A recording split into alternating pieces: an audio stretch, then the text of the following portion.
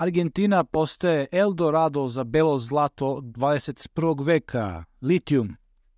Litijum, koji se ponekad naziva i belo zlato zbog svoje svetle boje i visoke tržišne vrednosti, smatra se kritičnom komponentom energetske tranzicije. Argentina je na putu da parira, a potencijalno nadmaši susedni Čile kao vodeći proizvođač litijuma u Latinskoj Americi do 2030. godine. Najlakši metal na svetu, litijum se obično koristi u električnim vozilima, mobilnim telefonima i punjivim baterijama za laptopove. Analitičari i konsultantske kuće za politički rizik Eurasia Group kažu da putanja argentinske proizvodnje litijuma zavisi od predstojećih predsjedničkih izbora i načina na koji njihov ishod utiče na makroekonomske izglede zemlje, kao i na verovatnoću intervencionističke politike. Ulozi su veliki, ocenili su analitičari Eurasia Group. U opasnosti nije samo argentinska prilika da razvije veliki lanac snabdevanja litijumom i možda baterijama, već i napredak globalne energetske tranzicije. Ako se litijumski bum u Argentini uguši, to će ugroziti zalihe potrebne za revoluciju električnih vozila, naročito krajem ove decenije, kad se očekuje da će se osnove ponude i potražnje za litijumom pojačati, dodali su.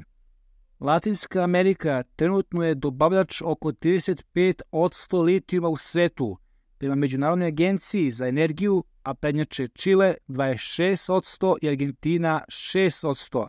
Procenjuje se da region ima više od polovine globalnih rezervi litijuma, uglavnom lociranih u Argentini 21% i Čileu 11%. Proizvodnja litijuma u Argentini biće 10 puta veća do 2027. Argentina trenutno ima 2 projekta iskopavanja litijuma, jedan u severnoj provinciji Catamarca i drugi u susednoj Salti. Predviđa se da će se proizvodnja na obe lokacije udvostručiti 2024. godine, a trenutno je u izgradnji još 10 projekata. Analitičari Eurasia Group očekuju da će proizvodnja litijuma u Argentini porasti 5 puta sljedeće godine i otprilike 10 puta do 2027. godine. Eurasia Group je saopštila da je glavna sila koja bi na kraju mogla sprečiti argentinsku industriju litijuma u nastanju mogla biti pad globalne potražnje i cena ispod očekivanja analitičara. Oni međutim primećuju da se ova perspektiva čini se manje verovatnom. Argentina je ta koja će odlučiti hoće li prihvatiti ili izgubiti priliku, naveli su. Cene litijum karbonata u Kini bile su oko 166.500 juana, što predstavlja 23.000 $, uoči godišnjeg praznika u ovoj zemlji, Zlatne sedmice, što je uzrokovalo pad od skoro 70% u poređenju sa istim periodom prošle godine. U budućnosti se očekuje da će potražnja za litijumom biti povećana zbog sve veće primjene tehnologija čiste energije, a neki analitičari veruju da bi cene mogle skočiti na rekordno visoke vrednosti jer svet počinje da se suočava sa nestašicom. Argentina ima beskonačne neiskorišćene resurse kada je u pitanju rudarstvo. Govorimo o novom Čileu, ako ne i više, s tim da je ključni sastojak vreme, rekao je za CNBC Mariano Machado, glavni analitičar za Ameriku u Verisk Maplecroft, globalnoj kompaniji za upozorenje o rizicima. Vidimo investitori kompanije iz svih sfera života koji dolaze u zemlju, Rusi, Kanađani, Kinezi, Amerikanci, sve to se dešava, što je vrlo zanimljivo. Argentina protiv Čilea.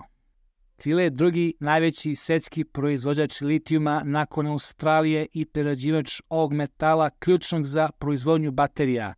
Levičarski predsjednik Gabriel Borić objavio je u aprilu da država preuzima većinski udeo u litijumskoj industriji u zemlji, uznemirivši neke poslovne lidere.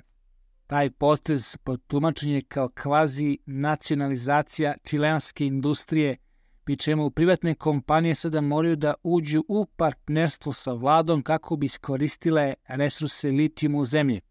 Kada neko razmišlja o Latinskoj Americi, kad su u pitanju rudarstvo i litijum, Čile mu prvo pada na pamet. Stvar je u tome što posebno u rudarskom sektoru Čileu litijum postaje tamna tačka zbog želje države da se umeša u industriju, rekao je Machado iz Verisk Maplecrofta. u Argentini razmišljate o tome kao o situaciji yin i yang, sve u svemu nejasna situacija, ali kada je u pitanju litijum, to je veoma svetla tačka, nastavio je.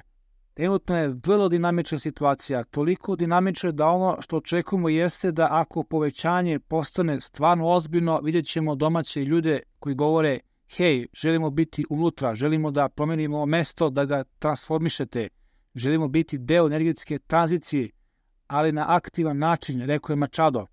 Argentina je već postala i postaće neka vrsta žarišta u smislu litijuma i sve to donosi dobre i loše vesti.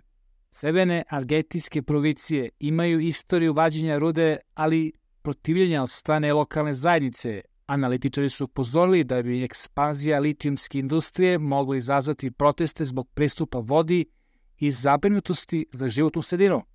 Početkom avgusta demonstranti iz severne provincije Jujuy stigli su u argentinsku prestonicu Buenos Aires nakon jednonedeljnog puta u odbranu svojih teritorija i prirodnih resursa. Protesti su održani ubrzo nakon što je kontroverzna izmena zakona omogućila kompanijama za iskopavanje litijuma veći pristup domorodačkim zemljama. Šta je sa Kinom? Očekuje se da će Kina igrati ključnu ulogu u razvoju argentinskog sektora litijuma u bliskoj budućnosti, a zapadni proizvođači će verovatno dugoročno dobiti udeo na tržištu. Međutim, predstojeći predsjednički izbori mogu ugroziti ulogu Pekinga kao istaknutog trgovinskog partnera i glavnog kreditora infrastrukturnih projekata.